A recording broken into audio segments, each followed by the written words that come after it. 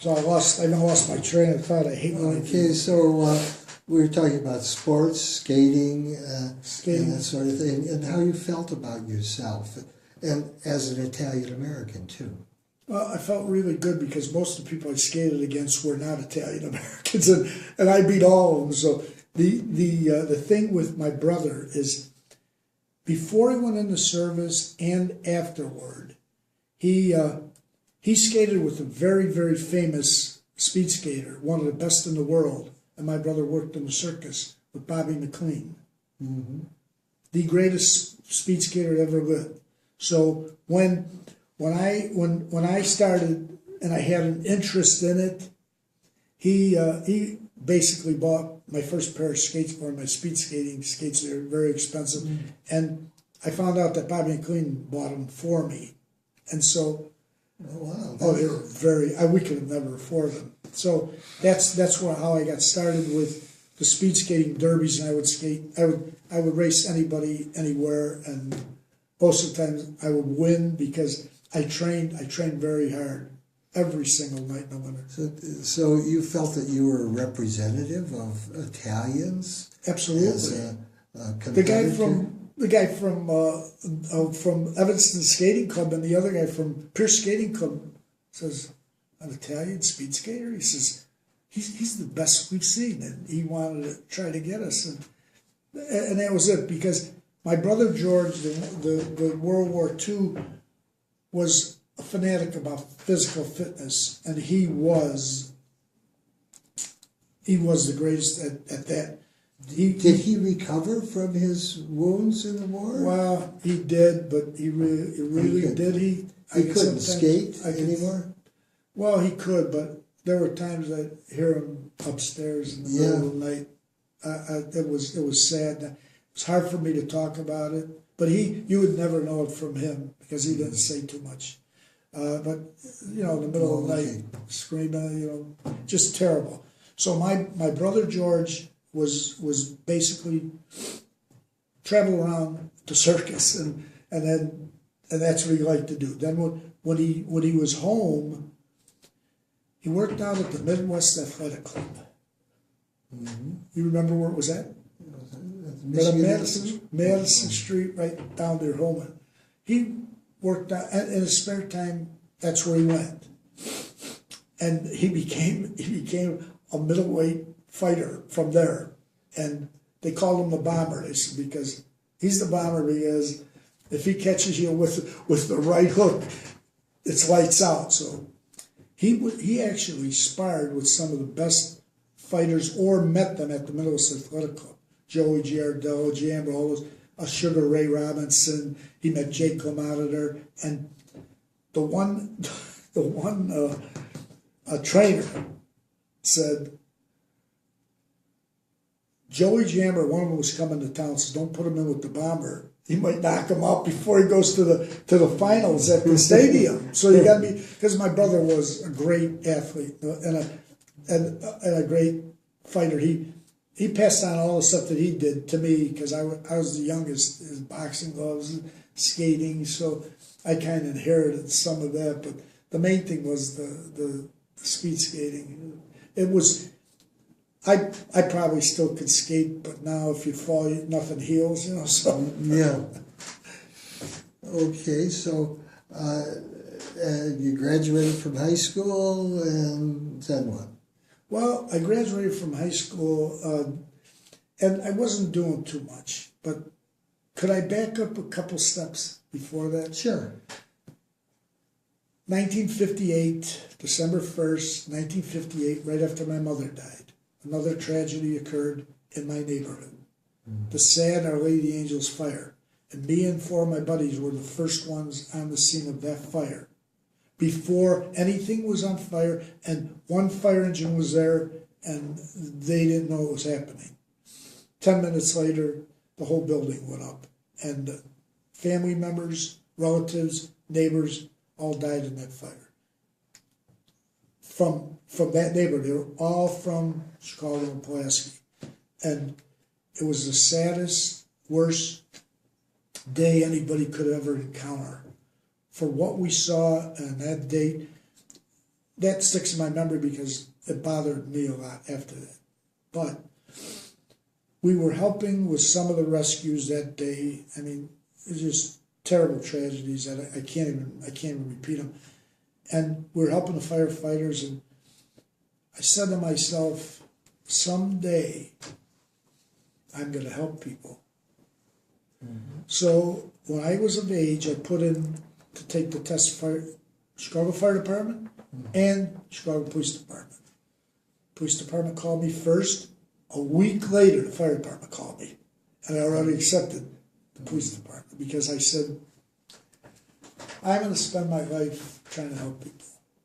And that's how it started, because of that fire. And it was sad because a friend of mine from the neighborhood, a little girl lived on the next block, and I used to stop and have candy with her every day and meet her at the little basement store by us, and she gave her life in the fire. Yeah.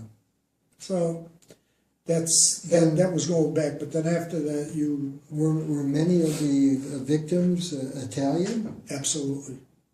Italian, Irish, Polish, and Czechoslovakia.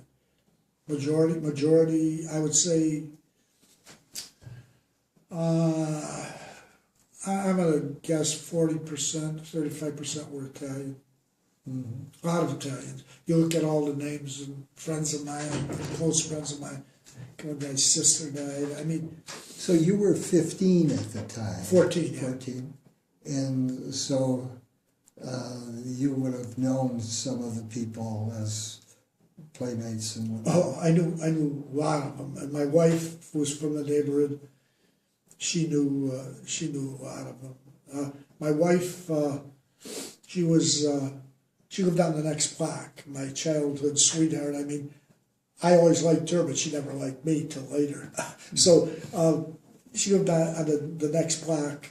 The amazing thing about that is her best friend, who lived in the neighborhood and could not afford to buy the uniforms for the next year of school, my wife gave her the uniform. They found that child with my wife's initials sewn in, and they knew it wasn't my wife because she had been out of there 6 months. But almost everyone in their old room died.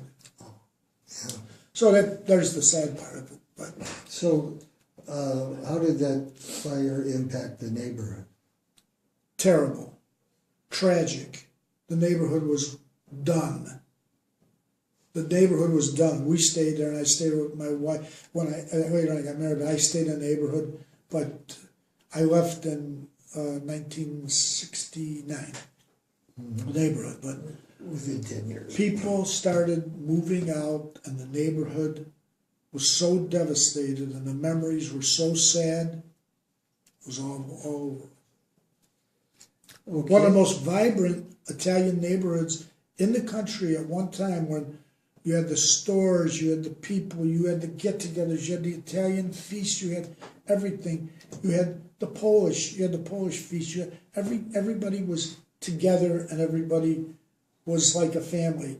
After that fire, couldn't I know person in the eye that lost their daughter or son. It was really hard. What do you say?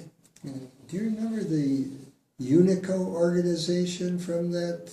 Yeah, period on Chicago Avenue. Yeah, that was they were at first they were a Chamber of Commerce kind of thing, right, and then they became Unico. Unico, yeah, sure. Well, we had all the Italian. We had the Mazzini Verdi Club there. We had a lot of Italian. We had the Elmo Post there, and all those guys were in the Italian organization. Mm-hmm. Right in that neighborhood. So okay, so you made the police department. How was it at the beginning, the first day? Well, at the beginning, I had just first of all. Well, let me think now. We got married in '69. I got on in '68. Okay, so like I was talking, met my wife. She lived on the block, and like it's most beautiful. I said, I can't believe that she's not even talking to me. It's like I'm invisible. Mm-hmm. So then we met. She was Italian. Italian and Irish, a And, mixture. And her father was all Italian, mother was all Irish, and then her and I we got along very, very well, and then we ended up marrying in 1969, March 8, 1969. But I got on the police department in 1968, and she thought I was a little crazy, and she was always afraid for me. And 1968 is when I started in the Chicago Police Department. So what kinds? Where did you work and what did you do? I worked in the inner city as a patrolman. I worked around the Chicago Stadium for a while, but then I wanted to do something different. I liked the idea of talking to people and getting along with people. So I volunteered for a position in Wicker Park, called Wicker Park, Bucktown. I volunteered there because the commander called me in and said, "Bill, we got a problem. Our foot patrolman who was working on North Damon and Milwaukee got beat up so badly he doesn't want to go back there." He says, "So you're a young, strong Italian kid, could take care of yourself, and I heard all about you." He says, "How about if we put you there?" I said, "Oh, that'll be fine with me. It doesn't bother me." So I popped down there maybe 5 months, a year after I became a policeman, and I worked in Wicker Park in Bucktown.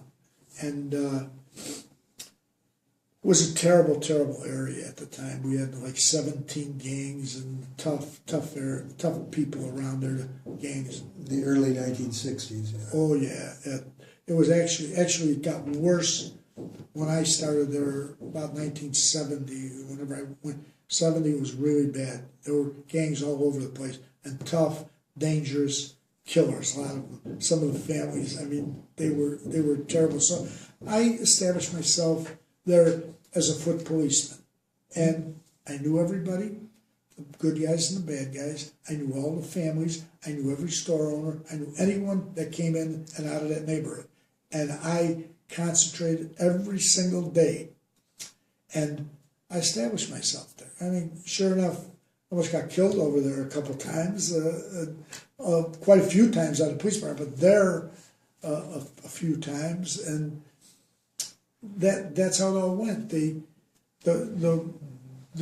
famous, one of the most famous things that ever happened in that neighborhood, or one of the most famous, was they had a robbery in a jewelry store on Milwaukee Avenue. Middle of the day, it had to be about 10 to 11, whatever it was, and I answered a silent alarm. It wasn't even my call. The car was heading over there, and I get there, and I'm like, it just seems like another day, another cold day. It wasn't.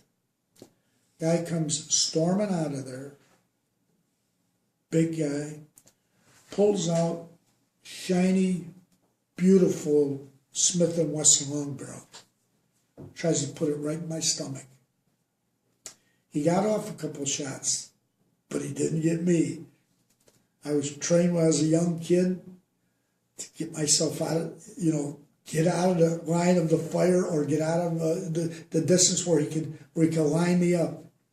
So he gets off 2 shots, and then I get off 4, and I get him pretty good. He goes down on the ground. He gets up again. I got 2 bullets left in my gun, and I get him with the last 2, and then he's down for a long time. Now I'm outside in the vestibule, shooting it out with this guy. Little do I know, inside, his 2 buddies got 13 hostages. Oh. And I'm the only one that is there to bail them out. So I am able to crawl back to the gangway. I tried to get his gun because I know his gun, he's got 4 more rounds at least.